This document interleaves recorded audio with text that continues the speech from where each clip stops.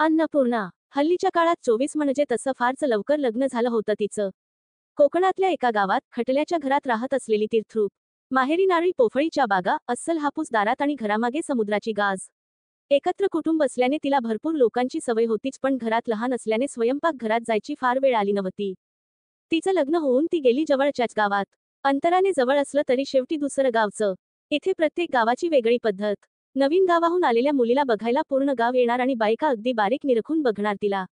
कोणी कौतुकाने, कोणी असूयेने तर कोणी असंच मायेने.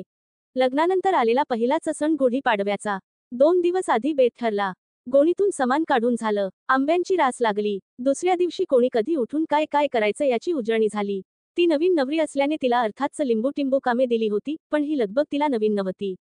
जसा पाडवा जवळ आला तशी ती वेगळ्याच चिंतेने ग्रासली. ते एकमेव कारण ज्यामुळे तिला या पंक्तीचं जेवण अजिबात आवडत नसे, ते म्हणजे बायकांची पंगत बसेपर्यंत होणारी उपासमार. लहान होती तेव्हा मुलांच्या पंगतीत तिचं जेवण व्हायचं, पण मोठी झाल्यावर तिलाही थांबावं लागायचं. सकाळपासून तयारीची गडबड, स्वयंपाकघरातल्या धुराने चुरचुरणारे डोळे, वाटताना वाकून वाकून दुखायला लागलेली कंबर याने ती अगदी वैतागून जायची. बायकांची पंगत बसायला जवळजवळ 4 वाजायचे, मग समोर यायच्या गार भजी, उरलेल्या मोडक्या कुरड्या, तळाशी गेलेला रस आणि कोमट अन्न. कितीही सुग्रास असलं तरी दमल्याने, भूक मेल्याने आणि गार अन्नाने तिची खायची इच्छा मरून जायची. तिथे तरी आई मागे भुणभुण करता यायची. इथे भूक तर सहन होत नाही आपल्याला, मग काय करायचं? असो, होईल ते होईल म्हणत ती झोपी गेली. सकाळी 5 वाजता बायका उठल्या. अंगणात सडा पडला. 2 धाकट्या नणंदा रांगोळी काढायला बसल्या. सगळ्यांना चहा फिरला आणि बायका जोमाने स्वयंपाकघरात कामाला लागल्या. चटणी, कोशिंबीर, पापड, गव्हाल्यांची खीर, कुरड्या, भजी, कोथिंबीर वडी, बटाटा भाजी, मटकी उसळ, पोळ्या, पुऱ्या, वरण भात, रसातल्या शेवया आणि नावाला घावन घातलं. पटापटा हात चालत होते. फोडण्या बसत होत्या. वेळीचा चरचर आवाज येत होता. खमंग वास दरवळत होते. हिने 2-4 सोप्या गोष्टी करून मदत केली. अधेच पोहे फिरले. वाटी वाटी पोहे असे काय पुरणार? पण पोटाला आधार म्हणून खाल्ले. 12 वाजत आले. नैवेद्याचे ताट तयार झाले. देवाचा, वास्तूचा, गाईचा, पितरांचा नैवेद्य वाढला गेला.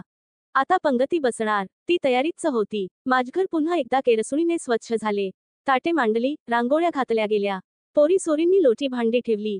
मुलांची पंगत बसली. अर्धे मुर्धे खाऊन मुले उठली. तिने खरकटे काढले आणि माझघर पुसून घेतले. पुन्हा ताट मांडली, रांगोळ्या काढल्या. आणि आतून सर्व पुरुष मंडळी आत आली. चला सर्व अन्नपूर्णा. आजे सासऱ्यांचा दमदार आवाज आला तशा सगळ्या जणी बाहेर आल्या. बसा पानावर, ते म्हणाले. ही गांगरलीच. हे काय वेगळंच? आता पुरुष मंडळींची पंगत असते ना? पण सगळ्या बायका जाऊन पानावर बसल्या. हिलाही सासूबाईंनी हाताने खूण केली. ही पण अवघडून एका पानावर जाऊन बसली. आजे सासऱ्यांनी तिथूनच सर्वांना नमस्कार केला आणि पान सुपारी ठेवली. आज काय आणि रोज काय, पण या अन्नपूर्णा आपल्यासाठी जेवण रांधतात आणि आपल्याला गरम जेवू घालतात. म्हणून आजचा मान त्यांचा. त्यांनी केलेले गरम अन्न आधी त्यांना मिळावे म्हणून हा खटाटोप. अर्थात तो गरम घास आधी आपल्याला मिळावा हीच त्यांची धडपड असते, पण आज आपण त्यांना आग्रह करायचा. सुनबाई, तुला माहीत नसेल म्हणून सांगतो, ते तिच्याकडे बघत म्हणाले. तुझी आजे सासू एकदा अशीच उपाशी पोटी चक्कर येऊन पडली सणाच्या दिवशी. तेव्हा कुलदेवी स्वप्नात येऊन म्हणाली की जी अन्नपूर्णा राबते ती उपाशी राहून कशी चालेल? तेव्हापासून प्रत्येक पंगत ही पहिली मुलांची आणि दुसरी बायकांची असते आपल्याकडे. ती स्थिमित राहून ऐकत होती. इतक्यात खड्या थरथरत्या आवाजात वदनी कवळ घेता सुरू झाले. रघुवीर समर्थचा घोष झाला आणि जेवण सुरू झाली. मागून मुलं, पुरुष एक एक वाढायला आली. आग्रह करून भजी, रस वाढला जात होता. ती अजूनही धक्क्याच होती. गरम गरम पोटभर जेवण झालं आणि आपसुकच तिच्या तोंडून उद्गार निघाले. अन्नदाता सुखी भव. प्रताधिकार नोंदणीकृत पूजा खाडे पाठक.